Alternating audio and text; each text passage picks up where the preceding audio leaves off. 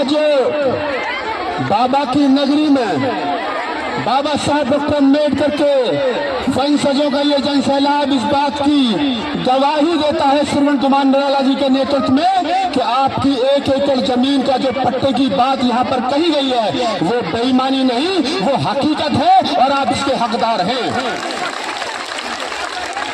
मैं एक बात पूरी जिम्मेदारी के साथ कह सकता हूँ, ये दलितों का, पिछड़ों का, अल्पसंख्यकों का, बहुजन समाज के लोगों का आंदोलन अब नेताओं के भरोसे नहीं, इस देश के अम्बेडकरवादियों के भरोसे आगे चलने वाला है। आपने देखा होगा पूर्व में 13 पॉइंट रोस्टर का आंदोलन हो जो दिल्ली में लड़ा गया, 2 अप्रैल का आंदोलन हो जो श्रवण कुमार निराला, डीडी निर्देश जैसे हमारे जैसे लोगों के नेतृत्व में लड़ा गया, वो नेताओं के भरोसे नहीं लड़ा गया। अब इस देश में अम्बेडकरवादियों की लड़ाई नेताओं के भरोसे नहीं है, ये आम जनमानस के भरोसे है।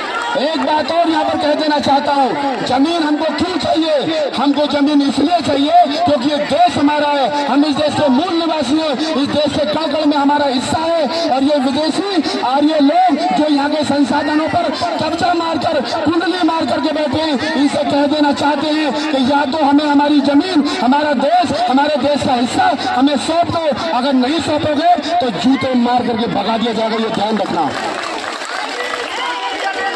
हमारी बहन बेटियों के बलात्कार होते हैं, सोचो जरा क्यों होते हैं हमारी बहन बेटियों के बलात्कार? तो इसलिए होते हैं क्योंकि हमारी बहन बेटियां सोच के लिए इनके खेतों में जाती हैं, ये हमारी बहन बेटियों का शोषण करते हैं। हमारी बहन बेटियां इनके खेतों में मजदूरी करने के लिए जाती है, ये हमारी बहन बेटियों का शोषण करते हैं। जब आपके पास में 1 एकड़ जमीन होगी, आपके पास अपनी जमीन होगी, आप दूसरों के खेतों में आपको मजदूरी करने की जरूरत नहीं पड़ेगी, आप अपने खेतों में काम करोगे, अपना धन उगाओगे, अपना फसल उगाओगे, तो आपका मान सम्मान बढ़ेगा, आपकी बहन बेटियों का शोषण रुकेगा। इसलिए हमको जमीन चाहिए।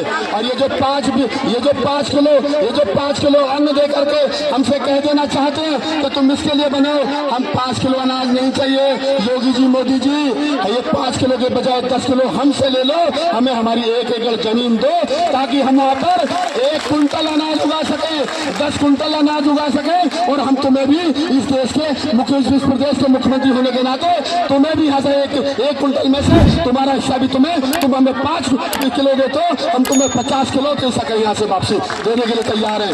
तो मैं भाई श्रवण कुमार निराला, उनकी पूरी टीम का धन्यवाद करता हूँ। और एक आह्वान तो जरूर करता हूँ गोरखपुर की धरती से, मैं पत्रकार आदमी हूँ, मैं कवि आदमी हूँ, मैं लेखक हूँ, साहित्यकार हूँ, मेरा काम पढ़ने लिखने का है और बाबा साहब की असली औलाद हो ना।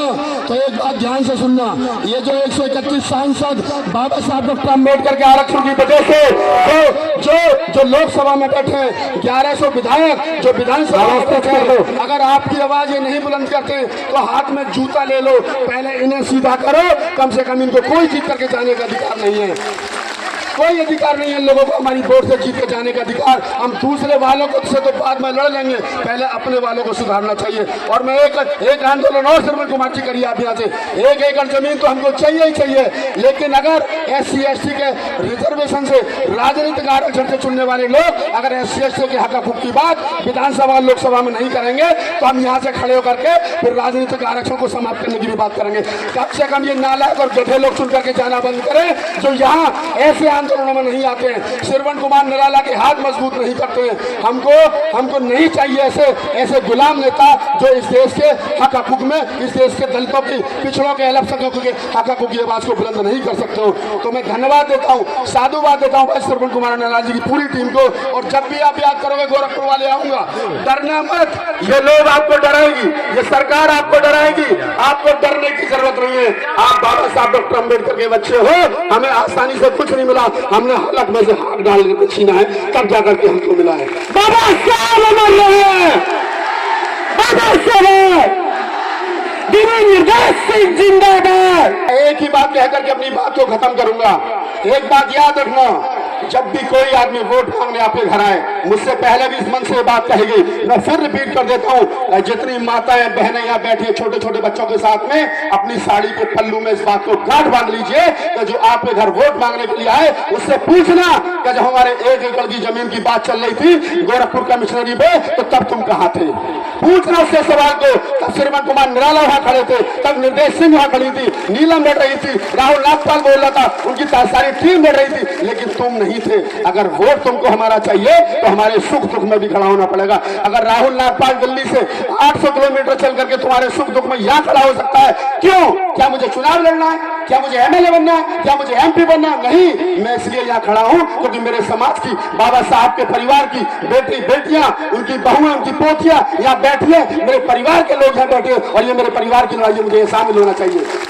नालायकों को वोट चाहिए इस देश के SC ST ओबीसी का, नालायकों को वोट चाहिए, गधों को वोट चाहिए इस देश के मूल निवासियों का, और चमचागिरी करोगे इस देश के आर्यों की, इस देश के विदेशी लुटेरों की, ये नहीं चलेगा। तय कर लीजिए, अगर हमारे हक में इस देश के 85% बहुजन समाज के हक की वोट चाहिए तो उनके हक हकूक की बात करनी पड़ेगी। अन्यथा हम तय कर ले कि हमारा नेता श्रवण कुमार निराला है, ये भाई है हमारा, हम यहाँ से इसको वोट भी देंगे, नोट भी देंगे, सपोर्ट भी देंगे। हमें ऐसे लोगों की जरूरत है, हम ऐसे लोगों को सांसद बनाएंगे, विधायक बनाएंगे, और ये जाकर के कम से कम सदन में बोलेंगे। हम 1 एकड़ की जमीन रोड पर लड़ेंगे, हमारा भाई सदन में लड़ेगा। और वो दिन दूर नहीं है कि जब इनके जैसे 100-200 लोग सदन में होंगे, लोकसभा विधानसभा में होंगे, तो हमारी लड़ाई आसानी से लड़ी जाएगी। फिर हमको रोड पर लड़ने की जरूरत नहीं, लोकसभा विधानसभा में लड़ने की जरूरत होगी। मैं यही बात आपसे कह रहा हूँ। राहुल नागपाल पिछले 20 साल से आंदोलन में, मैं 22 वर्ष बुद्धिस्ट हूँ, मैं कवि हूँ, साहित्यकार हूँ, लेखक हूँ, मुझे कोई जरूरत नहीं, कुछ नहीं चाहिए। मुझे अगर एमएलए एमपी बनना होता तो मैं दिल्ली की सरकार में मिनिस्टर होता। ये तमाम लोग जानते हैं, मेरे कई साथी विधायक बन गए, मेरे सामने अवसर था, मैं बिकना चाहता तब तक बिक जाता। लेकिन मैं कहता हूं तमाम लोगों से, हम निर्देश, हमारे आंदोलन के साथी, मैं तमाम लोगों से कहता हूं कि अगर मैं भी एमपी एमएलए बनने की दौड़ में लग गया तो फिर ये काम कौन करेगा जो मैं कर रहा हूं? अरे कम से कम इस काम को ईमानदारी से करने दो।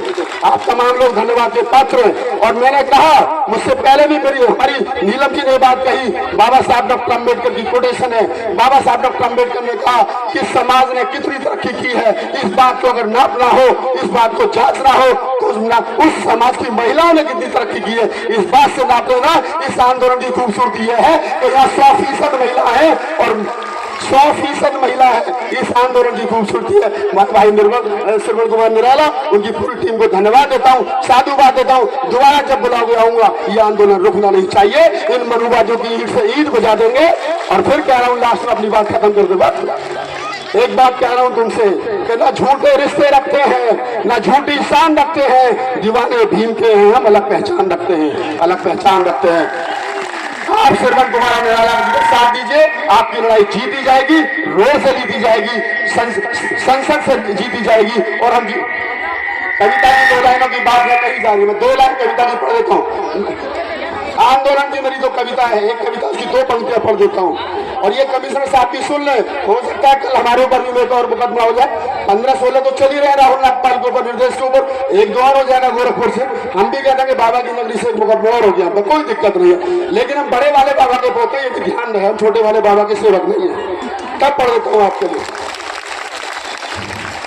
कि तुम्हारी चौखटों पे सर, ये जो कह रहे हैं ना बार बार निराला जी कि गेट खोल दीजिए, नहीं भाई साहब, किसी की चौखट पर खुशामत करने नहीं जाएंगे। यहाँ बैठे हैं, ये देश हमारा है, ये जमीन हमारी है, जमीन की लड़ाई जमीन पर बैठ कर ली जाएगी। मैं कह रहा हूँ कि तुम्हारी चौखटों पे सर अब रखते नहीं है हम, और हमें मालूम है साहेब तुम्हें इस बात का है गम, और तुम्हारी तोप और बंदूक हमको क्या डराएंगी, तुम्हारे बाप के भी बाप से डरते नहीं है हम, तुम्हारे बाप के भी बाप से डरते नहीं है हम। बहुत बहुत धन्यवाद, साधुवाद, धन्यवाद। जय भीम, नमो बुद्धाय, जय मूल्यवासी।